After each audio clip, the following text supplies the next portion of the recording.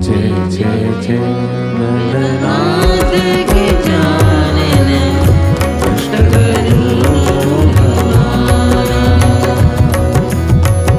जय जय जय गणनाथ गजानन। हर सूर्योदय क्षितिज को खूबसूरत रंग बिखेर कर अद्भुत मनोरम बना देता है। उसी प्रकार ये नूतन वर्ष आनंद, शांति, स्नेह, समृद्धि, ऐश्वर्य एवं अन्य भौतिक एवं आध्यात्मिक संपदाओं की अनूठी सुंदरता हम सब पर बरसाए।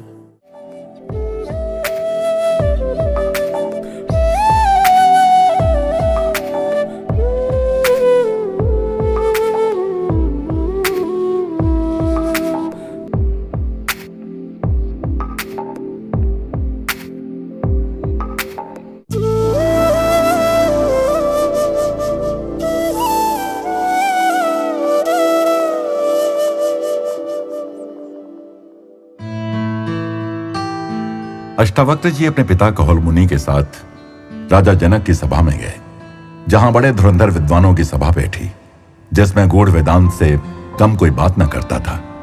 विद्वानों में शास्त्रार्थ छिड़ा तो अष्टावक्र जी उठ खड़े हुए और बोले, ये लोग खोखली बातें कर रहे हैं। सब बातें करते हैं आत्मा और ब्रह्म की, किंतु आत्मा को जानता यहां कोई नहीं। इस पर जनक बोले, तुम जानते हो बालक, तुम क्या कह रहे हो? इसे प्रमाणित करके दिखाओ, वरना इस टेढ़े शरीर से भी हाथ तो बैठोगे। अष्टावक्र कहते हैं, हां, पर तुम्हें वही करना पड़ेगा जो मैं कहूं। जनक मान गए और अष्टावक्र जनक को वन में अपने साथ ले गए। कुछ दिन बीते, अष्टावक्र दिखाई न दिए तो जनक अपने सैनिकों के साथ उन्हें ढूंढने निकले। वन गहराता गया और जनक सैनिकों से बिछड़कर रास्ता ढूंढ रहे थे कि एक वृक्ष के नीचे अष्टावक्र जी बैठे दिखे।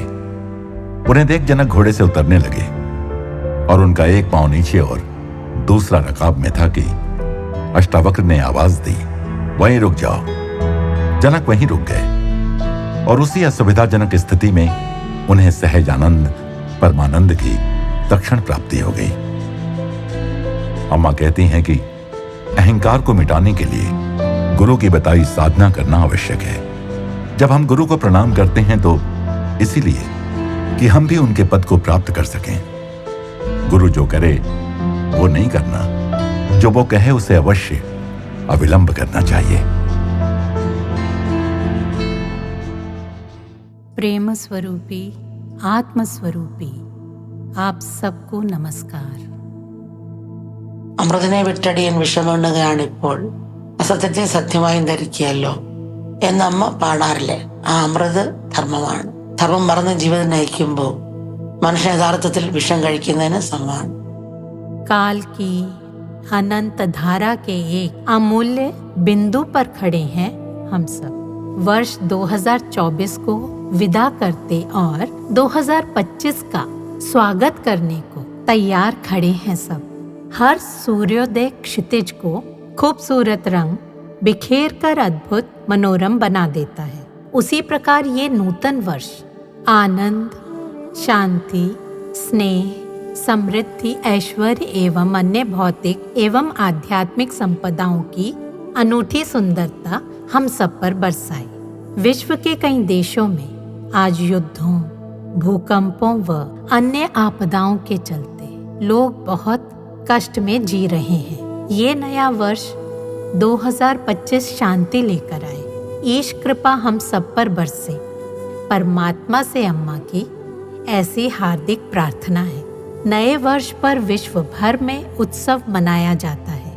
जहां देखो नए वर्ष का स्वागत करते हैप्पी न्यू ईयर की शुभेच्छा और नाच गाना, पटाखे, आतिशबाजी और मौज मजे के साथ हम नए वर्ष का स्वागत करते हैं। पर 1 जनवरी की मध्य रात्रि होते होते सब मौज मजा, रोशनी सब खत्म हो जाता है और 2 जनवरी की सुबह से मनुष्य फिर उसी पागल दौड़ में, सब फिर अपने अपने में स्वार्थ, घृणा और बदले के भाव मानव मन को फिर अंधकार में ढकेल देते हैं। अब तक नूतन वर्ष उत्सव ऐसा ही रहा है, पर यही चलता रहा तो कभी किसी को लाभ नहीं होने वाला। हाँ, कहना होगा हानि जरूर होगी। गला फाड़कर हैप्पी न्यू ईयर चिल्लाएं तो भी न्यू कुछ नहीं होगा, ना कोई हैप्पी होगा। सबको सदा न्यू और हैप्पी फील करना है तो कुछ तो नया होना चाहिए। यदि ऐसा ना हो तो प्रिय संबंध भी पुराने और फीके पड़ जाएंगे। पुराने से ऊबकर हम नया खोजने निकलते हैं। इस चक्कर में पड़े तो नयापन हमसे कोसों दूर रहेगा। निस्वार्थता को अहेतुक प्रेम का मुख्य अंग कहिए। जिसके रहते प्रेम का कभी नाश नहीं होता। हम कहीं भी रहें हमेशा खुश रहेंगे। बहुत से लोग नव वर्ष पर संकल्प लेते हैं, नया बिजनेस शुरू करना है, जो है उसे और बढ़ाना है, ज्यादा कमरों वाला नया घर खरीदना है, महंगी कार खरीदनी है, घूमने जाना है, बैंक बैलेंस बढ़ाना है। ऐसे संकल्प कितने लोग अपना स्वार्थ भाव घटाने या अच्छा मनुष्य बनने का संकल्प लेते हैं। सबसे नहीं तो कुछ लोगों से ही समान प्रेम का, कम से कम अपने परिचित दुखियों के प्रति थोड़ी सी करुणा का, प्रकृति के संरक्षण का, दूसरों को दोष देने की बजाय अपनी भूल सुधारने का, इस प्रकार के संकल्प लेने चाहिए। यही जीवन में नयापन लाएंगे। अभी समय है, कल कर लेंगे सोचें तो जीवन में किसी चीज की गारंटी है क्या? अगला क्षण, अगली सांस तक हमारे हाथ में नहीं है। अपने विचारों और वचनों पर हमारा संयम है। जन्म मरण हमारे हाथ में है क्या?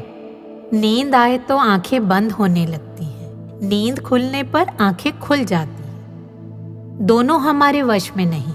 यूं देखें तो हमारे नियंत्रण में है ही क्या? तो अभी समय है, कल कर लेंगे। क्या इस कथन में कोई सार है? 2025 का मेरा संकल्प ये है कि मैं अपने 2024 में लिए हुए संकल्प पूरे करूं। 2024 का मेरा संकल्प था कि मैं 2023 के वो संकल्प पूरे करूं जिन्हें मैंने 2022 में पूरा करने का संकल्प किया था, जो एक्चुअली 2021 में लिए थे। ऐसे होते हैं अधिकतर लोगों के नववर्ष के संकल्प। क्या फूल का सौंदर्य और सौरभ उसकी पंखुड़ियों तक ही सीमित है? नहीं, ऐसा होता तो हर शाम फूल के मुरझाते ही सौंदर्य सौरभ भी मर जाता। पर ऐसा नहीं है। सुंदरता सौरभ जैसे गुण सदा रहते हैं। सुंदरता इसका बाहरी गुण नहीं। सौंदर्य किसी वस्तु व्यक्ति के रूप रंग तक सीमित नहीं। सुंदरता नाम रूप से परे की वस्तु है। रूप नष्ट होने पर भी सुंदरता नष्ट नहीं होती। प्रेम भी आंतरिक गुण है, ना तो ये नाशवान है, ना नाम रूप से सीमित। इसलिए सब में अंतर्निहित गुण, नित्य नूतन व शाश्वत प्रेम को अपने भीतर जगाने का और सब में उसी प्रेम के दर्शन का संकल्प इस नए वर्ष में हम सबको लेना होगा। हमने अमृत को ठुकराकर विष पिया और असत को सत मान बैठे। ऐसी एक भजन की लाइन है, अमृत यानी धर्म। मानव धर्म त्याग कर अधर्म का जीवन अपना लेना विषपान है।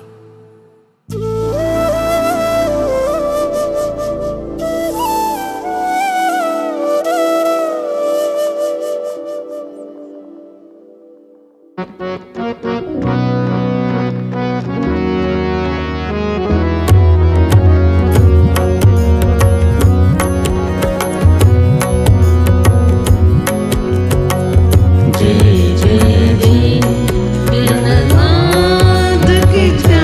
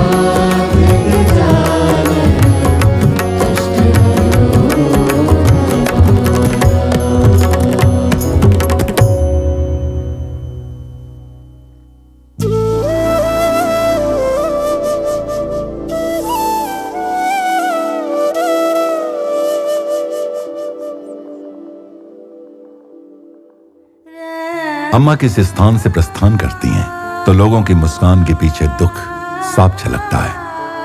अम्मा ने बेंगलुरु के भक्तों से विदाई ली तो वे मुस्कुराए बिना न रह सके, क्योंकि वे अम्मा के सानिध्य में थे। अम्मा के साथ बिताए समय के लिए उनका आभार विदाई की पीड़ा से मिश्रित था। अम्मा जानती हैं कि यह विरह की पीड़ा भक्त की भगवान के प्रति तड़प को बढ़ाती है। इसलिए मनुष्य जीवन के क्षणिक विषय भोगों में फंसने की बजाय जीवन के परम पुरुषार्थ के अभिलाषी ये भक्त सचमुच धन्य है।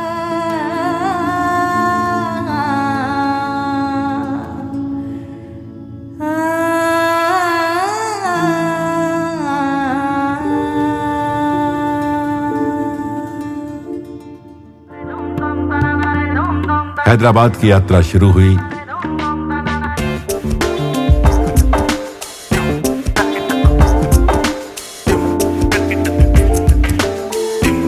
हैदराबाद के लंबे रास्ते में लंच के लिए रुकने के ज्यादा विकल्प नहीं थे। आखिरकार इमली के पेड़ों का एक बगीचा दिखाई दिया तो सबने वहीं रुकने का निर्णय लिया। शीघ्र ही अम्मा भी आ गईं।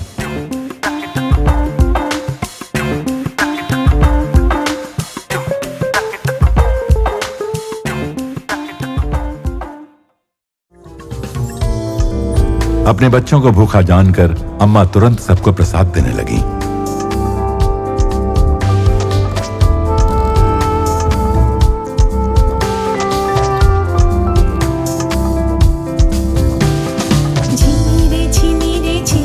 चदरिया छिनी रे चदरिया, छिनी रे चदरिया, छिनी रे चदरिया। हे राम नाम रस भिनी चदरिया, राम नाम रस भिनी चदरिया, छिनी रे चदरिया, छिनी रे चदरिया। सब लंच कर चुके तो अम्मा ने छोटे बच्चों से बातचीत करके कुछ हल्के फुल्के क्षण बिताए। अम्मा के सानिध्य की यह सुंदरता है कि छोटा बच्चा हो या समाज का कोई गणमान्य व्यक्ति, सबकी एक समान पहुंच है उन तक। अम्मा उस क्षण में सबको समान प्रेम और महत्व देती हैं।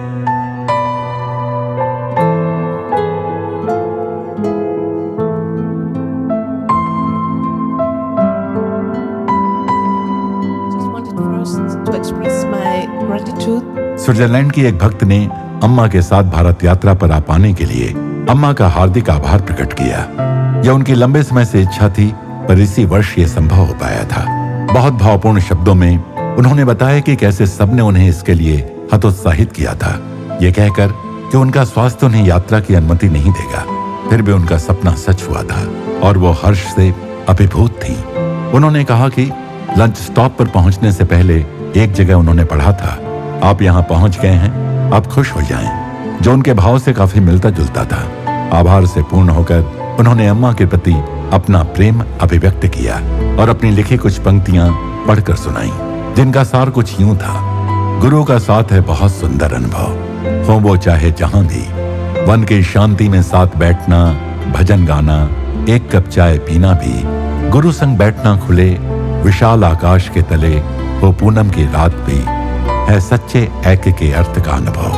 इन पलों अमूल्य रत्नों को रखूं मैं समेट कर, होंगी सद्गुरु की आभारी भी, हौले से ले चला जो मुझे तम से ज्योति की ओर।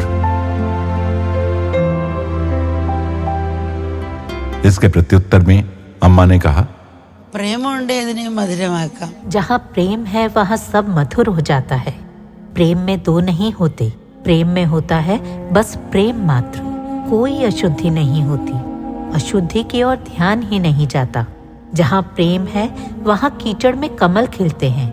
मेरी बेटी, तुम सदा से प्रतीक्षा करती थी कि क्या करूं, कैसे करूं। इसीलिए तुम्हारी मानसिकता इतनी अच्छी है, तभी तुम आत्मा का दर्शन कर पाई। भूलने योग्य को भूल जाओ और पूर्णत्व के दर्शन कर लो। तुमने अंधेरे को छोड़कर चंद्रमा को देखा। उसी प्रकार यदि प्रेम प्रकाशित हो तो हम अंधेरे की उपेक्षा कर देते हैं। हम केवल प्रेम को देखते हैं। हमें सदा ऐसी मानसिकता अपनानी चाहिए। प्रेम सबका आधार है। इस प्रेम के आने पर सब मधुर हो जाता है। एक स्त्री में गर्भधारण करने और गर्भ में 9 माह तक रखने योग्य धैर्य एवं सहन शक्ति अपने होने वाले बच्चे के प्रति प्रेम से ही आते हैं। प्रेम ही के कारण उसमें कुछ भी सहने और कठिनाइयों को स्वीकार करने की मानसिकता ही हो जाती है उसकी। इसीलिए गर्भकाल उसके लिए खुशी का, उत्सव का सा समय हो जाता है। तो सबका आधार प्रेम ही है। धैर्य एवं स्वीकृति प्रेम में सहज ही आते हैं। वहाँ केवल आनंद है। फिर एक छोटे बच्चे आकाश ने एक कहानी सुनाई। ಒಂದು ದಿನ ಆನೀಗ ಹೇಳುವ ಕತೆ। मैं आपको एक ऐसे आदमी की कहानी सुनाता हूँ जो काशी गया और बोला कि वो क्रोध पीछे छोड़ आया है। एक आदमी था जो हर बात पर क्रोध करता था। एक दिन उसने पुण्य नगरी काशी जाने का निर्णय किया ताकि वो अपने में सुधार ला सके। जब घर लौटकर आया तो सब उत्सुकता पूर्वक पूछने लगे, तुम क्या छोड़कर आए काशी में? उसने गर्व के साथ उत्तर दिया, मैं क्रोध छोड़कर आया हूँ। इतने में किसी और ने आकर पूछा, तुम काशी में क्या छोड़कर आए? इस आदमी ने शांति के साथ उत्तर दिया, मैं क्रोध छोड़ आया। पर इस प्रश्न का कहीं कोई अंत नजर नहीं आता था। बार बार लोग पूछते, तुम क्या छोड़कर आए हो? पहले तो वो धैर्यपूर्वक उत्तर देता रहा, पर चूंकि प्रश्न बार बार उठता था, वो खींच गया। आखिर उसका क्रोध फूट पड़ा। कितनी बार बताना होगा मुझे, मैं क्रोध छोड़कर आया हूँ काशी में। कुंठा से उसका चेहरा तमतमा गया। अब सब व्यंग करते, हाँ छोड़ आया होगा काशी, पर क्रोध तो साथ ही आया है।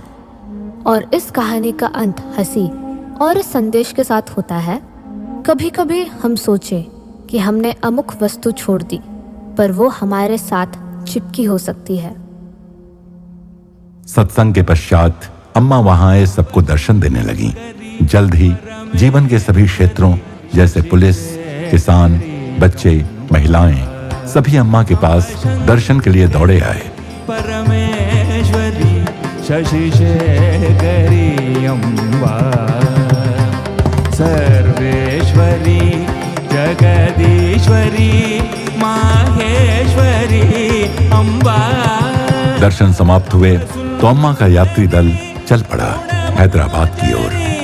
शिव शंकरी अम्बा, अम्बा सुंदरी गुणमंजरी। अगली कड़ी में अम्मा के संग ध्यान, सत्संग, भजन और रात्रि भोजन की एक संध्या।